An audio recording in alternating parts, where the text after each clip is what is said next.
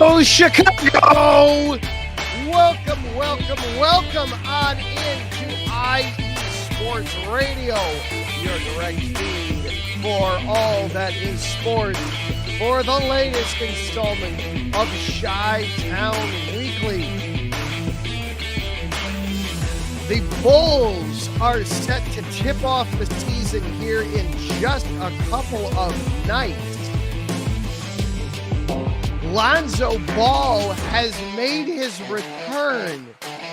It's incredible. For the first time in nearly 3 years, Lonzo is going to be playing professional basketball.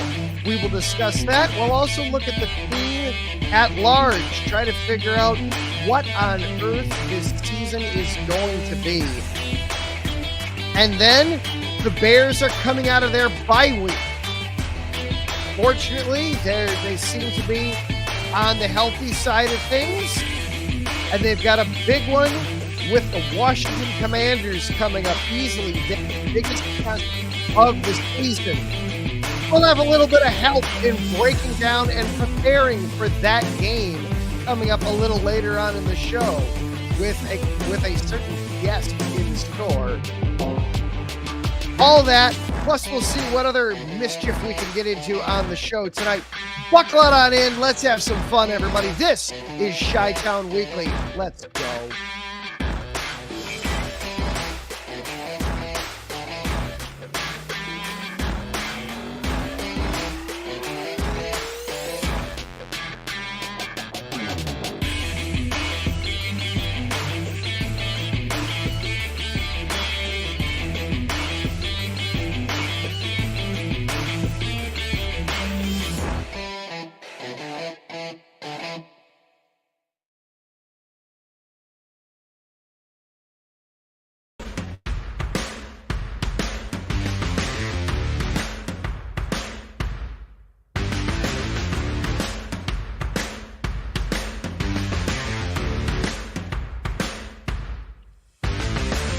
Hi, eSports Radio fans.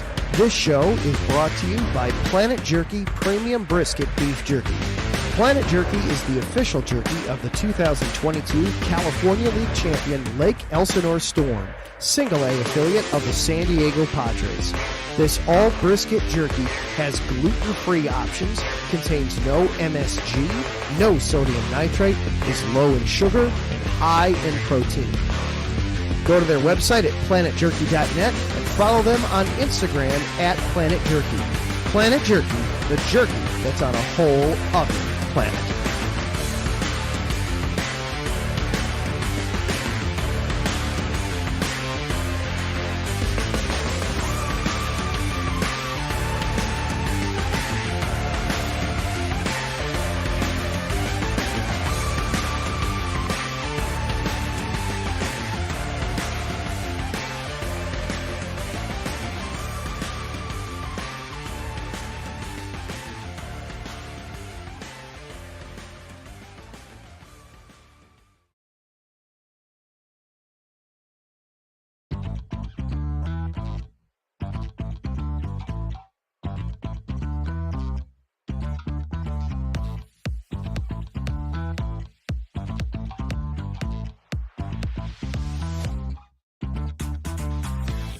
Hey there, IE Sports Radio fans. Be sure to check out our sponsor, Seal the Deal Wax Seals by Cecilia B.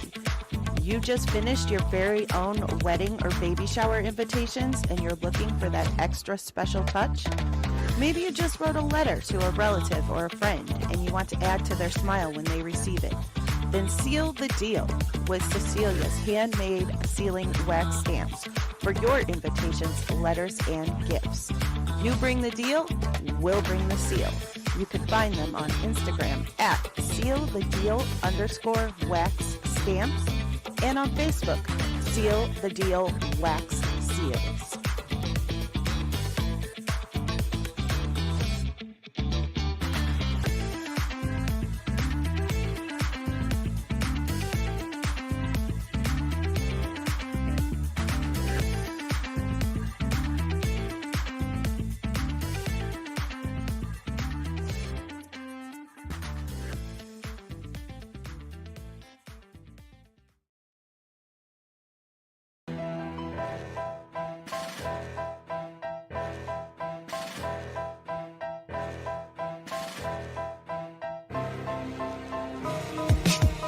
For the last 10 years, IE Sports Radio has been bringing you amazing content ranging from interviewing legendary athletes, coaches, and other authorized media personnel to building tailor-made shows dedicated to all major sports cities around the country.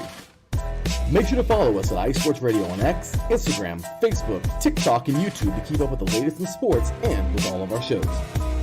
Also, make sure to check out our daily updated website at iesportsradio.com. At iesportsradio.com, you can see our daily show schedule and check out all of our show pages with personal bios to learn a little bit more about each of our awesome hosts. In addition to our show pages, you can catch the iSports Radio blog, Hall of Fame, Fans of the Month page, and our merchandise shop, including t-shirts, tank tops, caps, long sleeves, hoodies, and more. For now over a decade here at IE Sports Radio, we've continued to be by the fans, for the fans, and we thank you all for your support and for making IE Sports Radio your direct feed for all that is sports.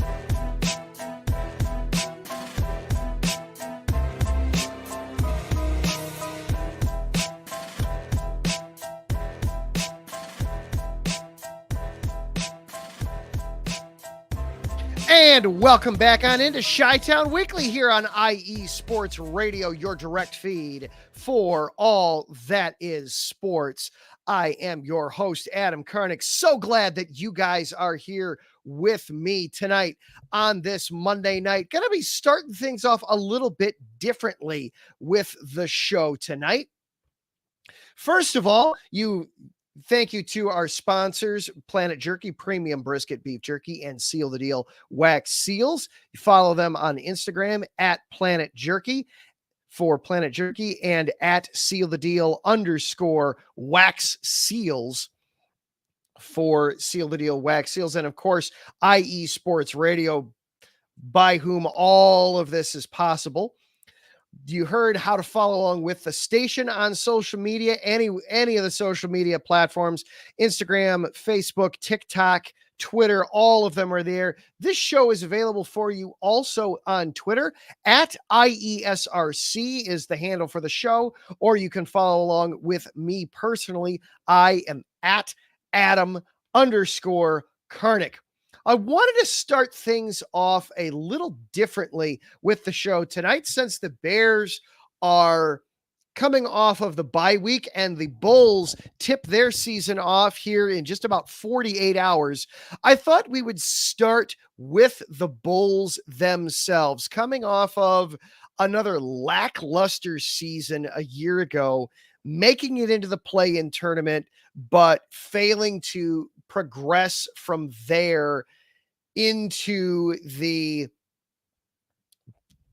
playoffs themselves. Where do things go from here for the Bulls? Well, the huge excitement, of course, for the Bulls coming out from last week. Lonzo Ball made his return to professional basketball last week.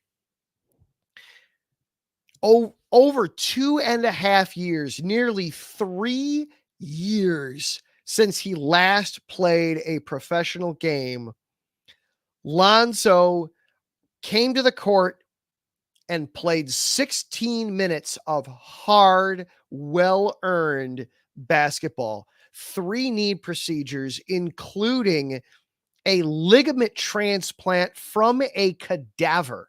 That's a procedure that's never been done on a basketball player before. This is truly uncharted territory here with this. As welcome on into the show, Ralph Calise. Good evening, sir. Glad you are here. By the way, if you're watching live tonight on either Facebook or YouTube or Twitter, hop on into the chat, drop a line. We can interact and have some fun. That way we'll interact back and forth there. If you're listening later on in the week as a podcast, wherever it is, thank you for being here. I appreciate you taking time out of your week for this show. So thank you and welcome one and all, everybody in. So Lonzo makes his long-awaited, long-anticipated return to the NBA last week. Played well. But this team looks a lot different from what it was the last time he took the court. There's no DeMar DeRozan. There's no Alex Caruso. There's no Javonte Green. It's a very, very different looking team. Zach Lavine is still here somehow. Somehow Lavine is still here. And Lonzo had himself a ligament transplant from a cadaver. It was again, this had never been done by a basketball player. And it's a very experimental type surgery. There's a hockey player that also just recently had the procedure done, and he's still waiting to make his return to the ice. I'll actually be talking about that a little bit on tomorrow evening's episode of The Neutral Zone with my buddy Zach Puplis. You can tune in right here to IE Sports Radio tomorrow night, 8 o'clock Central Time. Adjust for whatever time zone you are in from there. But yeah, very experimental, very uncommon procedure, but the doctors medically cleared him. And that's what, and by all accounts, he had himself an incredibly successful preseason performance. He is on a minutes restriction, just 16 minutes a night for now, basically a quarter and a half to start the season. We'll see where he goes from there with it. But what to make though of the Bulls? It's an exciting story for sure. But what is this Bulls team going to be? I mentioned all the players that they have gotten rid of since Lonzo Ball went down. No Alex Caruso, no DeMar DeRozan, no Javonte Green. A lot of key cogs and pieces are now missing from this team from when they were truly competitive 2.5 years ago. Lonzo's been thought of in some ways as the missing piece for this team, but they've also kind of made the decision to look and move on from him after back-to-back years of making the play-in tournament and then failing to cross that threshold and actually get themselves into the playoffs themselves. What does this team want to be this season? You've got to do something if you're the Bulls as you're getting ready for this season. You've got to figure out what you are and what lane you want to take. You can't just continue to hope for the best with what you've got, because what you've seen from this club the last couple of years is it's just not good enough. It's not good enough to compete, but it's also not bad enough to get you into the lottery and maybe be able to draft some pieces that will be able to help you. Now, they did make a nice draft piece this summer, Matas Buzelis, who looked good in the preseason, and he might start off with the big team. He might have some extensive time down in the G League, but I think I would expect that this season we're going to see Buzelis on the court and see him try to become a young stud star that the Bulls can try to build around and blossom with a little bit. They're also going to try and continue. You've got to figure out what you have with Patrick Williams this season as well.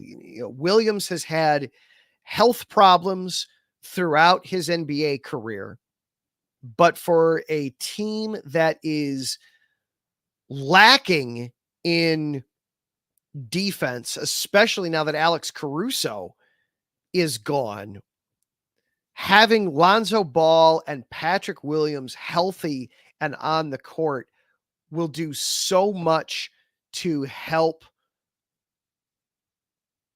on the defensive side more than anything else. You actually now have legitimate, willing NBA defenders at multiple levels on the floor at one time.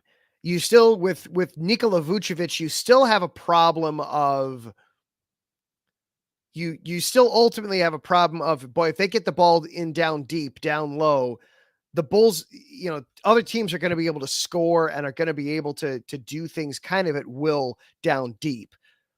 But hopefully with Lonzo back, the continued emergence of Ayo Dosunmu, and if Patrick Williams can stay healthy, maybe teams will have a harder time getting the ball in down deep. Another thing that having Lonzo and Patrick healthy for the season is maybe that'll help the Bulls 3-point shooting. That's a problem that has been a problem for the Bulls throughout this tenure, is they really have not caught up with the rest of the NBA when it comes to 3-point shooting. Yeah, and Davidson's kind of getting to the crux of things here. Ultimately, he doesn't want, he brings up here that he still dislikes the Bulls trying to compete. He wants to see them hit the reset button. And I honestly, I wouldn't be surprised if that's the tact that the Bulls wind up taking. Lonzo Ball has been on the trade block seemingly since he signed that 5-year max contract extension a few years ago. Lonzo, if he can be healthy, you wonder if they won't mind trying to shop him around. The elephant in the room for this Bulls team this season is that they have a top 10 protected draft pick. If the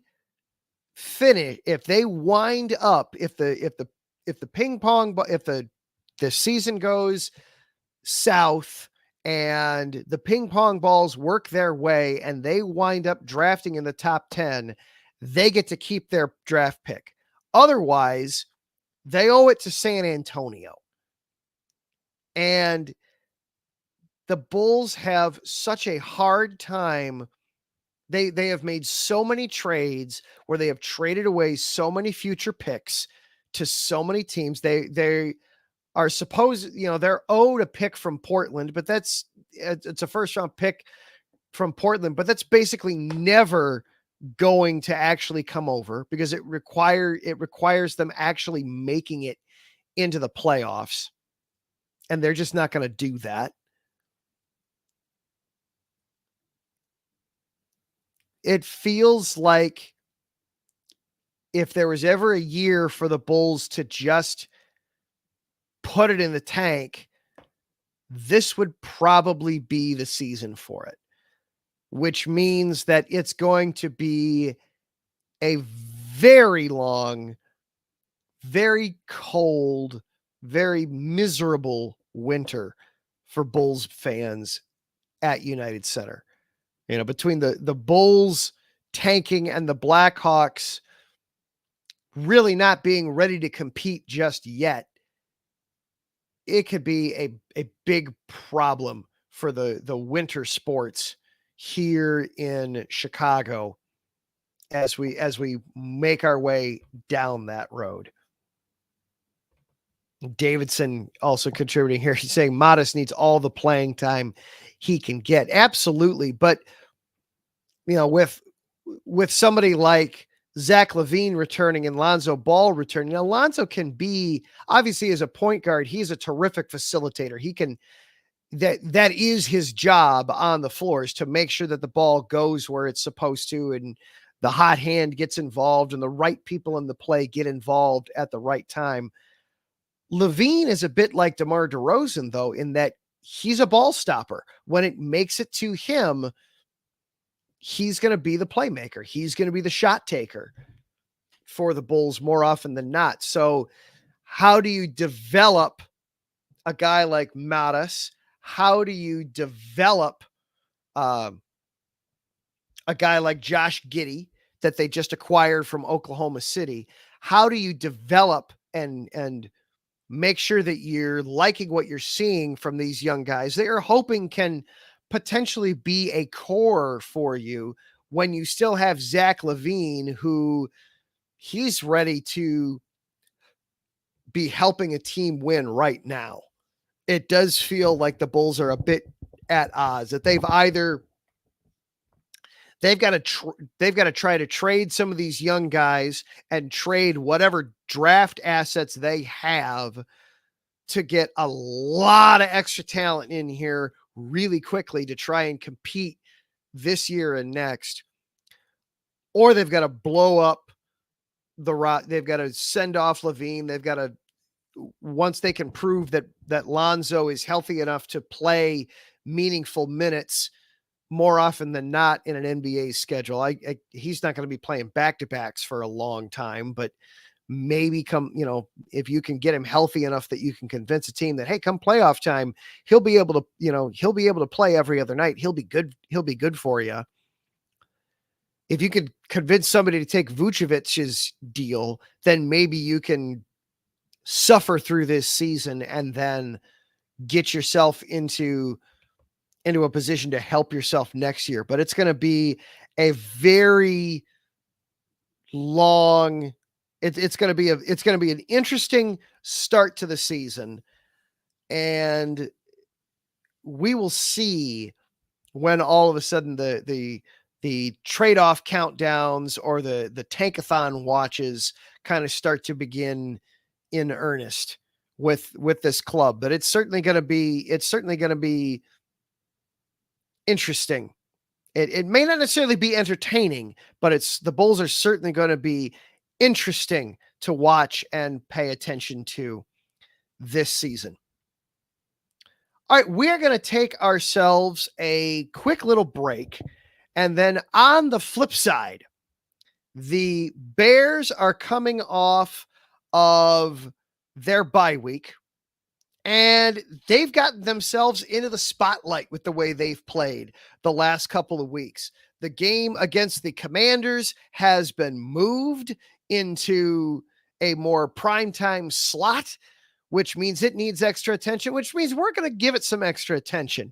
We're going to break down Bears Commanders, and we're going to have some help in that regard as well. A little bit of help from another one of our hosts here at IE Sports Radio. You are listening to Chi-Town Weekly, part of IE Sports Radio, your direct feed for all that is sports. We'll be right back after this.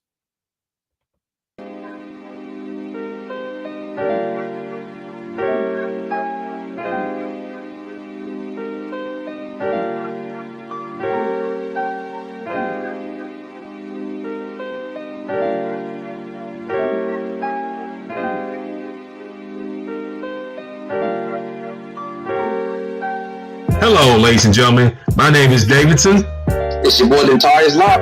And we are the hosts of Fast Break here on IE Sports Radio, where we discuss everything in the world of basketball from prep to the pros. You guys should definitely check us out, man. Sunday, 8 p.m. Eastern, 5 p.m. Pacific. We got all the basketball information you guys need, so we look forward to you guys listening in. And please do, because we are the best basketball show on this side of the Mississippi. And please do check us out on Twitter at FastBreakISR. D-Lock, where's our time again? 8 p.m. Eastern, 5 p.m. Pacific. That gives you guys plenty of time on a Sunday. Tune in.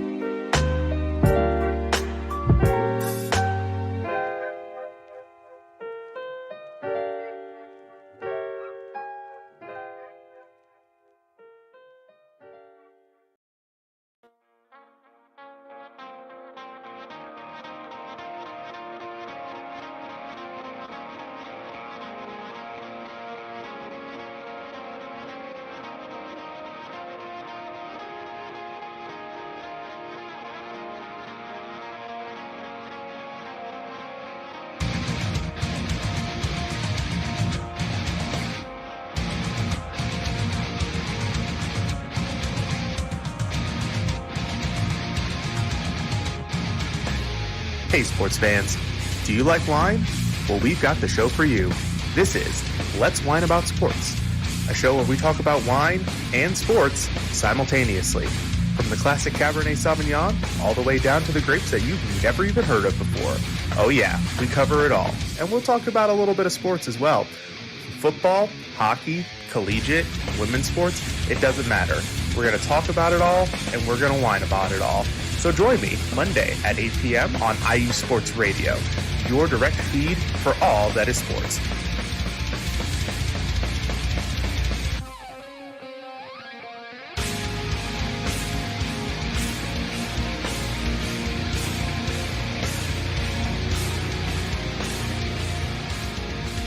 And welcome back on into Chi-Town Weekly here on IE Sports Radio, your direct feed for all that is sports.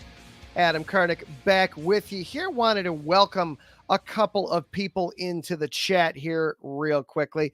Davidson commenting there at the very end on the Chicago Bulls, kind of putting a bow on that a little bit.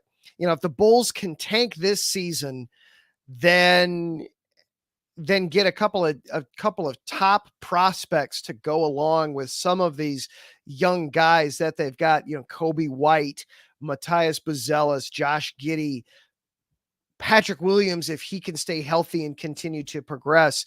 The Bulls might have something, but it is going to probably require some hard decisions and some hard times while you get through that a little bit. Also want to welcome Tom onto the show as well. Yes, Michael Jordan, undisputedly, absolutely. Michael Jordan is the GOAT. Absolutely. No question about that there. We will never see the likes of MJ again. Fortunately, unfortunately, however you want to look at it, his place in history is cemented. Absolutely. You're not gonna see another one like him.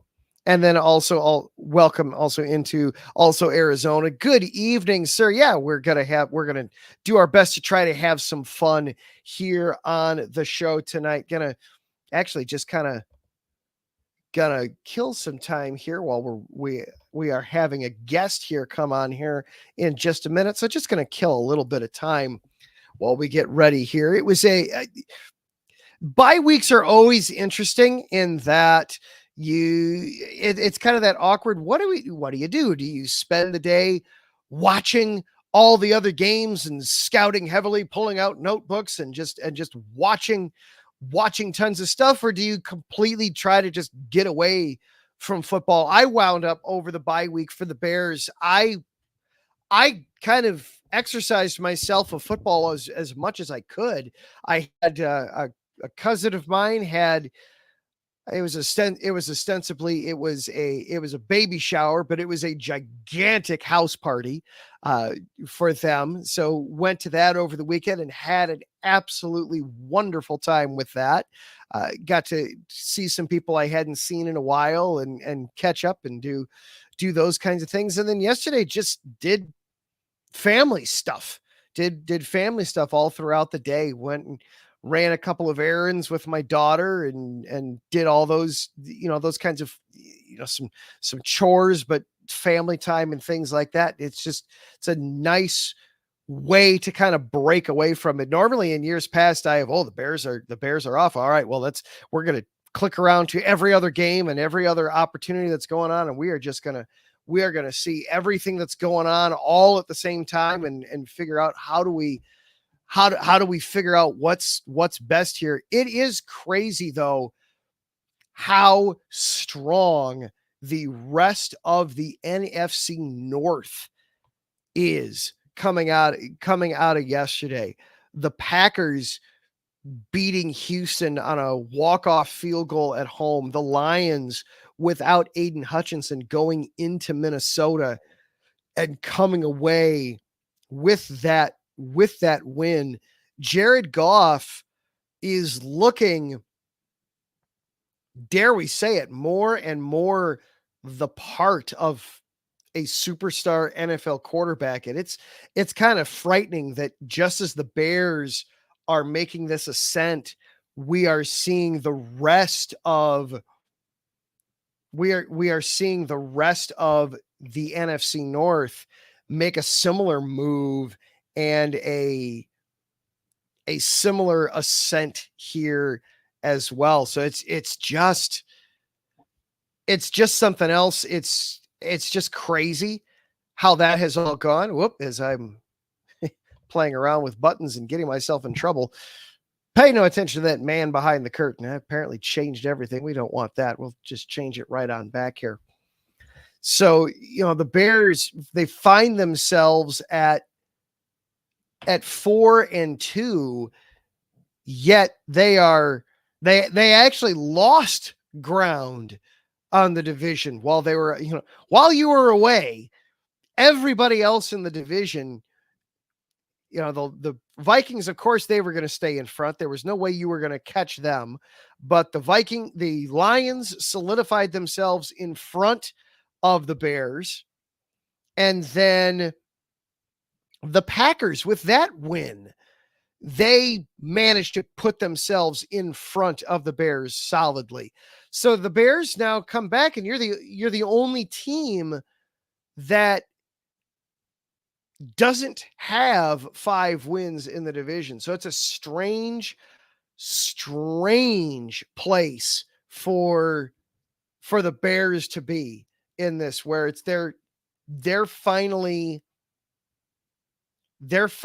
arriving, they're finally ascending, just as the rest of the division is also doing an ascent. The NFC North right now, obviously some of this will correct itself in time as they start to play more division games. But as it sits right now, this is it's the best division in the NFL by a long shot. 4-2, the Bears at 4-2, last place in the NFC North. You look around the standings,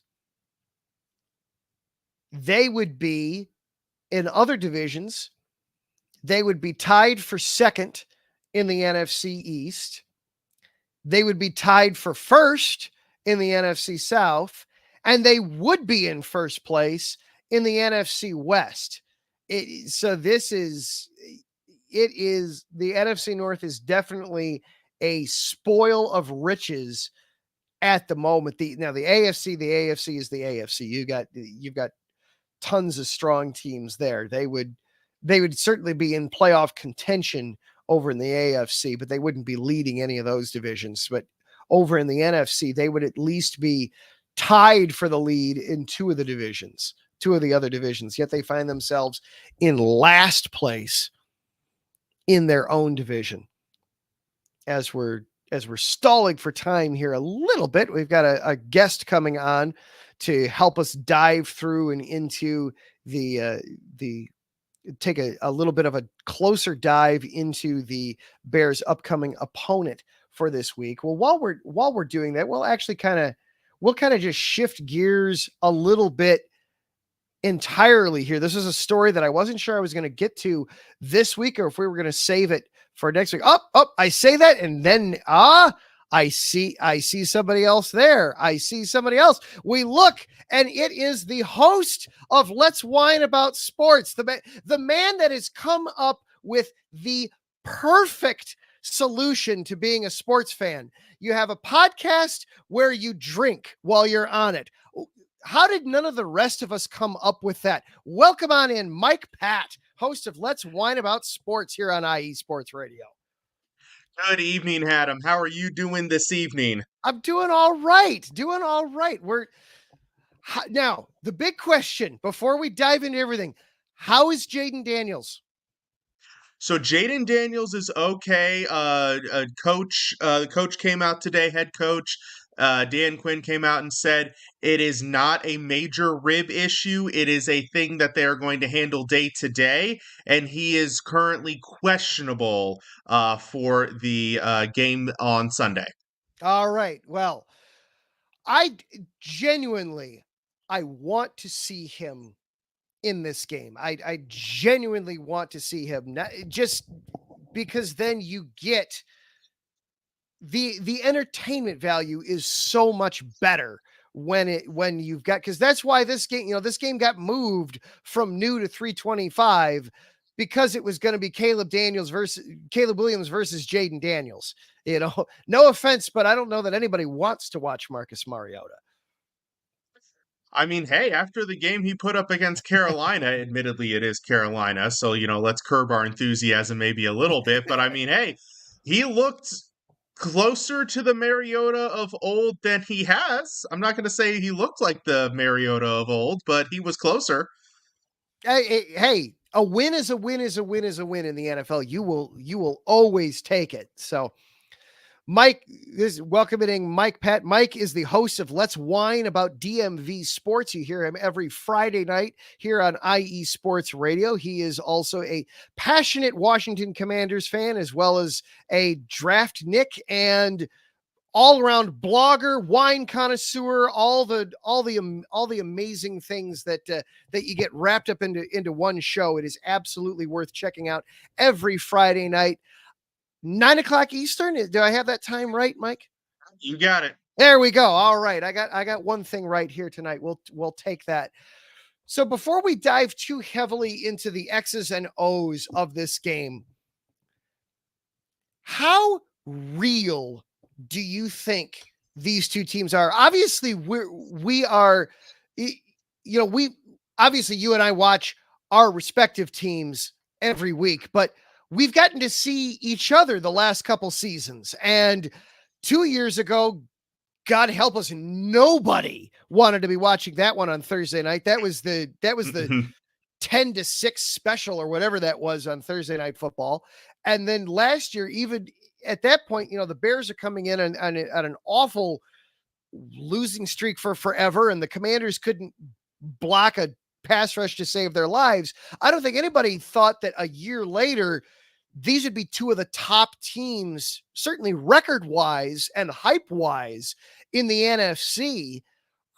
Just how real are these teams? Well, I think the problem is that we don't really know the answer to that question, because let's be a little bit honest with ourselves, Adams. We haven't really beaten the best teams. I mean, we both have wins against the Panthers. Woo. I think I saw the Bears have also beaten, who is it? The Jaguars, the Titans, and the Rams, none of whom have more than 2 wins. And I can't say anything better about the Commanders, because we've beaten the Cardinals, the Giants. I'm forgetting the rest of the names on that list, but basically all losing teams as well. So I think this is actually a really good barometer check on which one of us is for real here, because I think we've both been benefited by much more lenient schedules to start the season. And oh, by the way, we've both lost our games to our only opponents with winning records.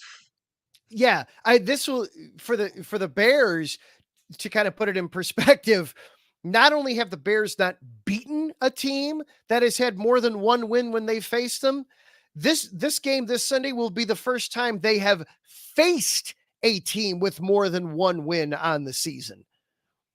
It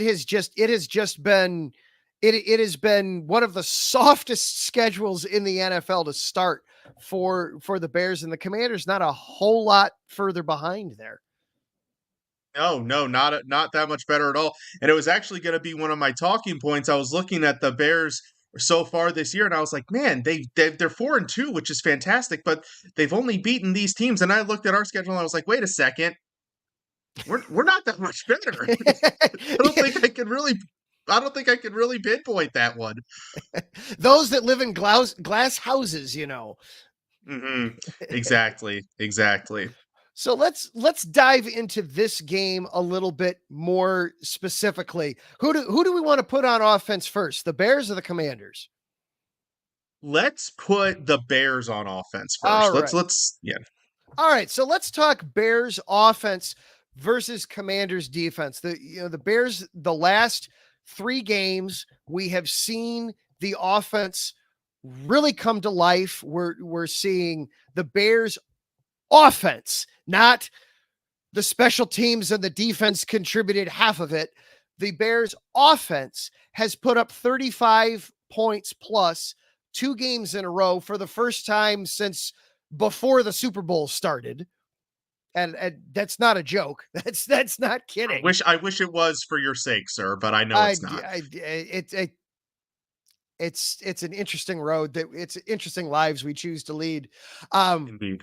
And then we're seeing this growth and maturation of Caleb Williams, rookie quarterback. We've also seen a running game appear seemingly out of nowhere. We have seen a running game appear, yet this Commanders defense too isn't exactly one to sleep on, is it? Yeah, I mean it's a defense that got off to a rough start for the season. That first game against the Bucks, they looked completely lost, and even the second game against the Giants, even though they only gave up 18 points, it was one missed deep pass and one Malik Neighbors drop from probably giving up at least 25 to 28 points. So it started off rough, but it's starting to come together. You're starting to see who's taking command. Linebacker Frankie Louvu, who the team added in free agency this past year, has been a heaven send because our linebacking core was atrocious last year. So him being there and Bobby Wagner, the other free agent, they've really solidified the middle of that defense, but it is not without its flaws. And that's what concerns me is that, one of the Bears' strengths is their receiving core with DJ Moore, Keenan Allen, Rome Odunze. And I hate to say it, but one of the weaknesses of the Commanders' defense are their cornerbacks. Emmanuel Forbes, although he did get his first interception of the season last week, has been completely up and down. Benjamin St-Juste is a solid, number 2, number 3 corner, but right now he's having to act as the number 1, and that's never a great situation. Our nickel corner, Mike Sanristil, who's a rookie, he's actually starting to come on pretty good, so I'm excited for him, but the boundaries are kind of where they're weakest, and unfortunately, that's one of the Bears' strengths. And also, one of the Bears' weaknesses on offense is probably, and this is just me from picking notes, so if I get this wrong, I'm not trying to insult anybody. Oh, no, but I'm assuming please. it's probably their offensive tackles is still an area of concern for the team. And again, you can correct me if I'm wrong, but the pass rush for the Commanders just isn't consistent enough to take advantage of that weakness either. So this is not a great matchup for the Commanders defense. Yes, their strength is kind of up the middle, defending the run with guys like Wagner and Louvu. So we might be able to help cancel out some of that run game that's appeared out of nowhere. But in terms of the way the Bears offense matches up, it's not a good matchup. And I expect the Bears to be able to put some points up in this one. Yeah, the offensive line is definitely a spot of contention. With a lot of Bears fans, it's been more the interior than the exterior. Okay. But the line as a whole, the Bears. Now, I do feel they have finally made a decision on right guard Nate Davis, and that is that they are just no longer playing him. They were made him a healthy scratch in London. He was not available for that game. So they went with Matt Pryor, who was before the season would have been a third string kind of bottom of the barrel option, but they've decided that's better than going with Nate Davis.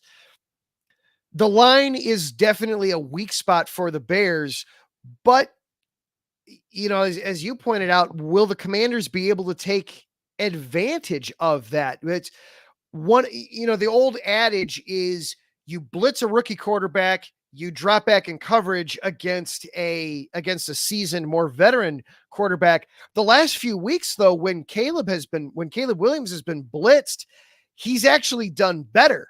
His completion percentage has gone up dramatically the last 3 weeks against the blitz, and his touchdown to interception ratio is absurd against the blitz. What direction do you think Washington will take in that regard? Will they try to bring heat and confuse him, or will they say, no, we rush 4, we rush 4, that's what we do? Well, one thing that Washington does have going for them is they have a veteran defensive-minded head coach who is very studious of the game, and he hopefully will see the trends in that Caleb Williams is doing better against the blitz. He'll also probably see that our pass rush is not necessarily getting home the way it should and adjust accordingly. Ideally, in that situation, the best way to get after the rookie quarterback then is to attempt to confuse him, lining up linebackers, showing blitz, and then dropping them into coverage, confusing packages, maybe occasionally sending a safety or two, which we do have a couple of bigger safeties that could blitz. But again, the concern is going to be the defensive line. And I actually just remembered while you were talking about the interior that former Pro Bowl defensive tackle Jonathan Allen is also out now. I believe he is done for the season. So that is going to put.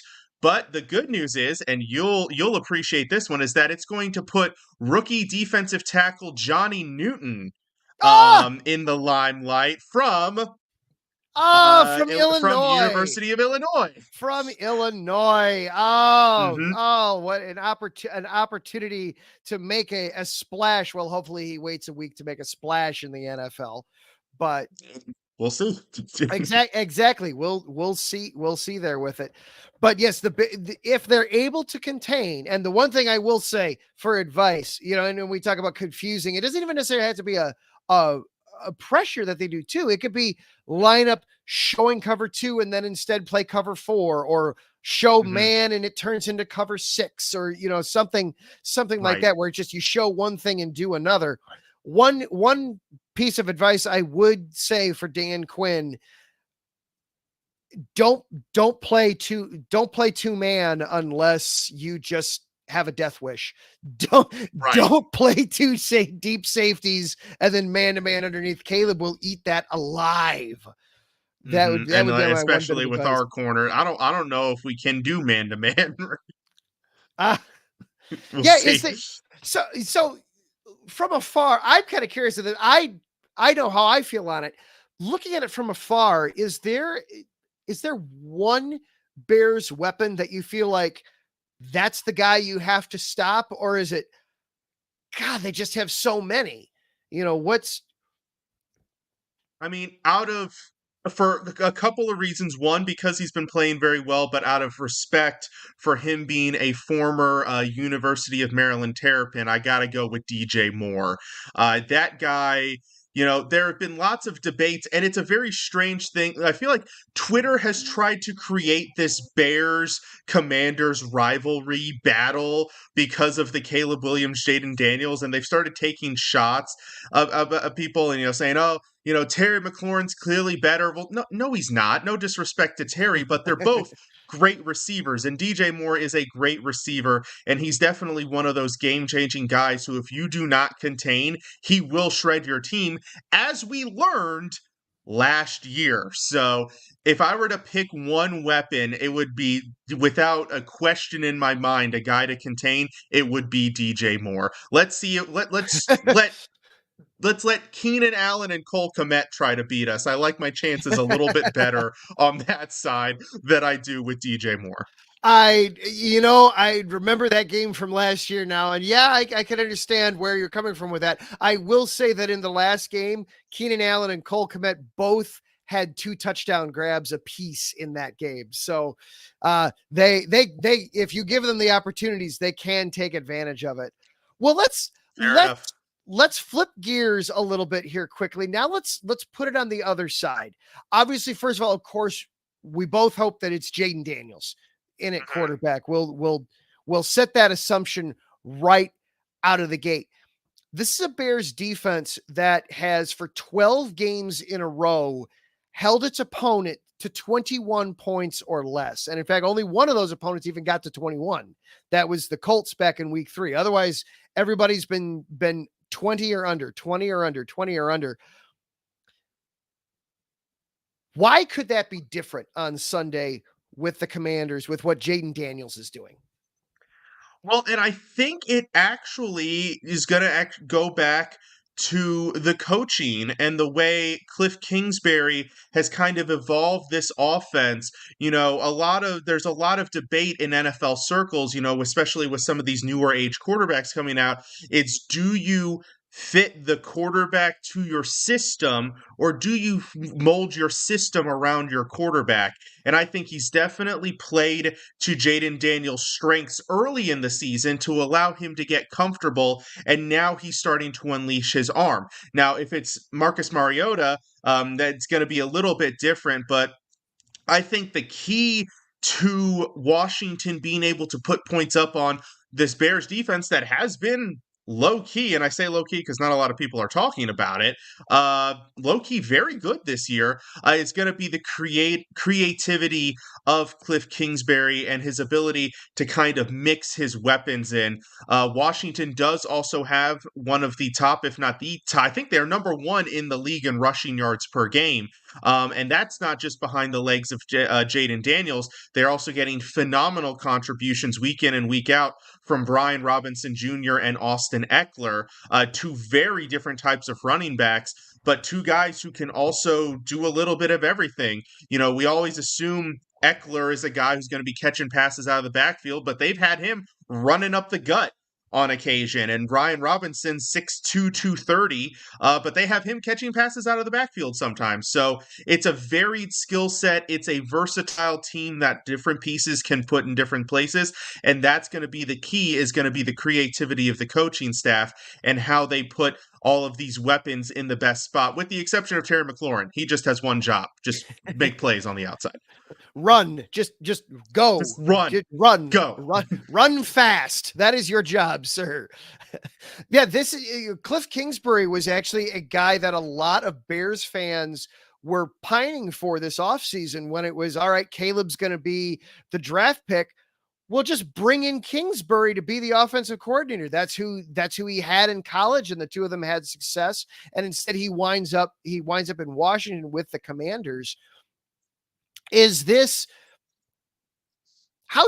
and maybe this is looking a little too far ahead.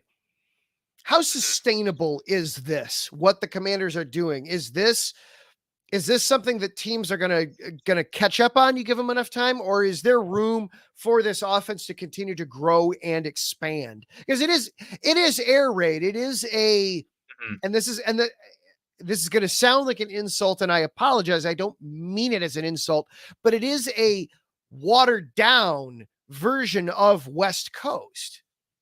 Mm-hmm. Yeah, and I think, there are a couple of components that are going to go into its sustainability. One is going to be Jayden Daniels learning how to slide.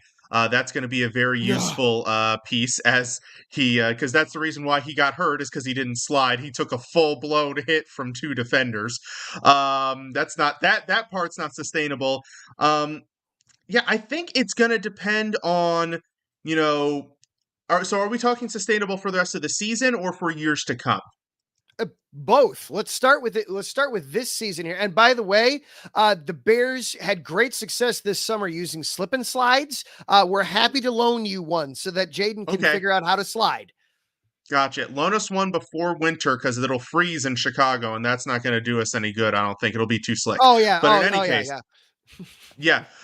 For sustainable for the rest of the year, I would say so. I think it's becoming less and less common for teams to be able to figure out offenses, like opposing teams' offenses mid-season. Now, give them a whole off-season to prepare and study film, then yes. But I think they have a chance to keep this going a little bit throughout the year, again, provided that Jayden Daniels slides. And that's just because the weapons they have work so well within the system. Now, I do think over time, as, Jayden Daniels starts, year 2, year 3, and year 4, I do think you're going to need to upgrade at a couple of spots just to diversify the portfolio a bit, namely finding a good receiver to complement Terry McLaurin, because the team has given chances to a couple different guys and it still hasn't worked out. And I think also finding a little bit better, more dynamic of a tight end. Zach Ertz, I give him a ton of respect. He's a veteran. He's actually the perfect fit in the offense as it sits right now, because he can act as that safety valve. And, you want that veteran, smart tight end to be able to do that. But I think as Jayden Daniels grows, and he doesn't necessarily need that safety valve as much, you need to look for a more dynamic tight end, almost somebody maybe closer to like a Cole Kmet who can make, bigger catches, over the middle and things like that. So I think for this year, yes, I do think they can sustain this success getting on throughout the rest of the season. But moving forward, they will need to upgrade certain weapons, I think, in order to help Daniels out a little bit more. How's the Commanders' offensive line? Because I know last year that was a problem, and Montez Sweat probably had this game circled on the calendar.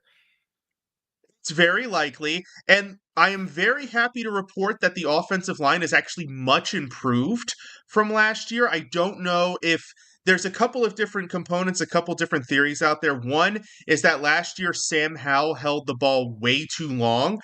So that opened him up to being, I think he ended up being the second most sacked quarterback in the league. I think having a guy who gets rid of the ball quicker, an offense that gets rid of the ball quicker, for Jayden Daniels, and having a much more mobile quarterback in Jayden Daniels has helped. But really, their offseason additions by adding Tyler Biotis from Dallas as the center and guard Nick Allegretti from Kansas City have stabilized what was a very volatile interior, probably worse than what the Bears are dealing with now for the Commanders last year. And then also rookie Brandon Coleman has been a revelation for a third-round pick.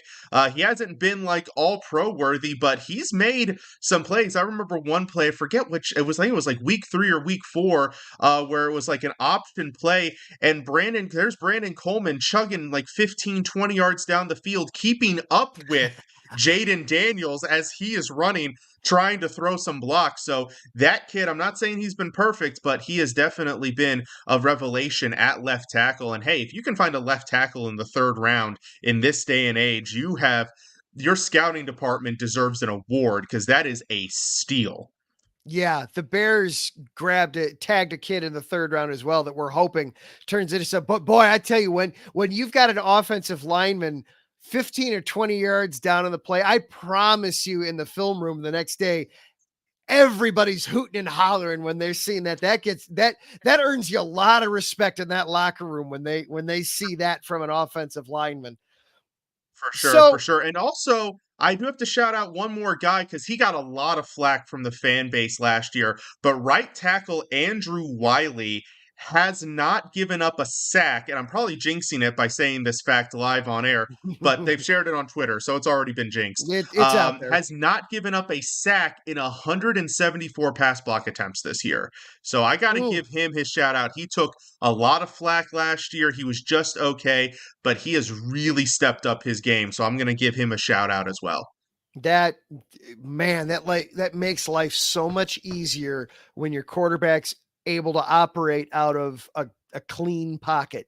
It's just makes everything so much easier. So with the bye week and the Bears being on a 3-game winning streak for the first time in forever, it's amazing how the little things just really bubble up inside you. I am feeling a bit go up and get it in my Bears optimism right now. So I'm going to get out in front of my skis with this question. Are we going to see the first chapter of the next great quarterback rivalry in this one on Sunday? You've got the number 1 overall pick, the number 2 overall pick. Both of them are off to excellent starts this season. And I know there's a portion of the Bears fan base that tries to view this as a zero sum, that like, oh, Caleb can only be successful if Jayden isn't successful. That's no. They can both be really good. We're playing each other this year. The NFC North is playing the entire NFC East next year, so we'll see each other again next season as well. Is this the start of something here? I think it definitely could be. And I think, like you said, a lot of the components are aligning for this to be one of the next great quarterback rivalries. You mentioned the number 1 and the number 2 pick, both off to great starts. Also, both off to, and this is an underrated part of a rivalry, both in the same conference. Definitely helps when you think of some of like the past quarterback rivalries, Brady and Manning, same conference. These guys met in the playoffs a ton. And then, of course, they played each other in the regular season several times. And then you talk about all of the potential rivalries that are developing out in the AFC, because a lot of these same guys, Lamar Jackson, Patrick Mahomes, Josh Allen, keep facing each other in the postseason and keep having these epic battles. So being in the same conference definitely helps because you can set yourself up for that.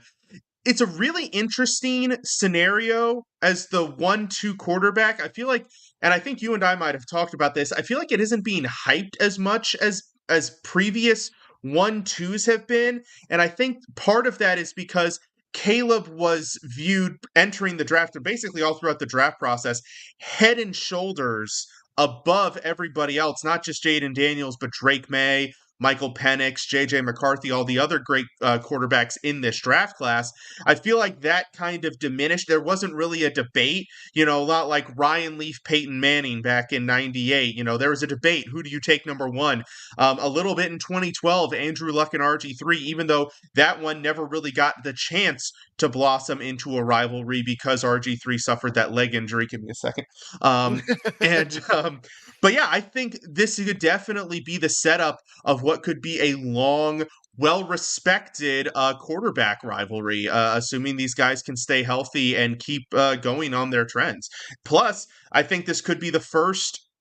I think they have a really good chance of being the first 1-2 quarterback punch where both were actually successful. Because every other time a quarterbacks have gone 1-2, somebody has flopped out in some way, shape, or form. Or in the case of 2015 with Jameis Winston and Marcus Mariota, both ended up flopping out. Yeah, they both great. And the other thing you mentioned, those rivalries, and of course Mahomes v everybody in the AFC, but Mahomes Allen, Mahomes Burrow, Mahomes Jackson, Brady Manning, those are all AFC. I can't come up with an NFC quarterback duel from the last 20. I mean, the last one I can realistically come up with is Favre versus Aikman, and that's 30 years ago. That's going back a ways. I was actually thinking about that as I was saying it. I was like, what was the last really great quarterback rivalry in the NFC? And I don't know. I just feel like you've gone through eras where maybe you're right. Maybe there really hasn't been. And maybe it's because the AFC has had such dominant quarterbacks for so long that nobody's faced each other enough to really be. I mean, I don't know. Did Eli Manning and Drew Brees have a thing? I don't. I'm just trying to think of names. No, I mean, Brees was that caliber, but there was nobody else that could get there to really push. He was always running into Manning and Brady. He was always the step ride to Brady and Manning, and there was nobody. Right, exactly. And also, when you think back about it, I mean, nobody. I mean, the best duo that I can think of that we got was early 2010s Breeze and Aaron Rodgers. That's probably the best quality. But I don't know if it was really a rivalry because I don't think they really ended up facing off against each other enough. No, to really make it a rivalry. You really need those playoff matchups, I think, is the key. I mean, that was just one of the things that made the Brady, Manning, and I'll throw Big Ben in there as well, because he was part of that as well. These guys played each other in the playoffs every year. It was Brady, Roethlisberger and Manning in some combination facing off of each other. And you're right, just nobody in the NFC has really consistently, done that in the past 20 years. And it's a shame. So I genuinely hope that this does turn into something, just because, first of all, it means the Bears are relevant for, oh my God, that. But then the NFL, sports are always better when you've got that thing to clue in on. And the Bears have been getting the crap kicked out of them in all their rivalries for way too long. So maybe having a couple new ones will inject some new blood into this and some new entertainment into this. All right, so I don't want to put you on the spot because I know it's only Monday in like the prior week technically hasn't even ended yet. I appreciate you Right. separating yourself from the Ravens for a minute to do this. Any predictions on how Sunday's going to go? Oh man, I mean, like you said, with it being Monday and the uncertainty on Jayden Daniels' status, I do believe if I were to, so when I do like my game predictions, I like to categorize my games in three different types. I call them favorable, which is games that I think out of 10 times does my team win more than 6 of those. So like last week, the game against the Panthers, I would consider that favorable for the Commanders because I would say we win that game more than 6 times out of 10. Then there's unfavorable, which I would say you win less than 4 times. So like last year, half of our games, I would say we're probably unfavorable because we were just that bad. But then there's the middle, which I call the 50-50 games. And I think this is definitely a 50-50 game. Whether it's Daniels or Mariota, the difference is if with Daniels, I think this is in the upper part of that range. With Mariota, I think it's in the lower part of that range. So, like I said, without knowing Daniels, I don't know if I can give you a great score. But I'll say this. If Daniels plays, I'm very confident that the Commanders can pull this one out, especially with it being at home. But if Mariota plays, I think Chicago might have this one. Yeah, and the Bears are dealing a little bit with some of their own injury stuff too. The Bears secondary has been a huge strength for this team all season. They survived without some guys, but Jaquan Brisker, Kyler Gordon, and Tyreek Stevenson, 3 of their starting 5 secondary guys were in injury protocols during the bye week. So we'll see how they do too. That makes a huge difference. I mean, when it's awful tough when you've got nobody to throw to because everybody's in blanket coverage in there with their wideout options. Well, Mike, thank you a ton for doing this. This was a ton of fun. Remind everybody where they can find you and follow you and listen to you. So you can find me on X and Instagram and TikTok, all of the above at Let's Wine _IESR. You can also listen to me, Let's Wine About DMV Sports, on Fridays at 9 p.m. Eastern.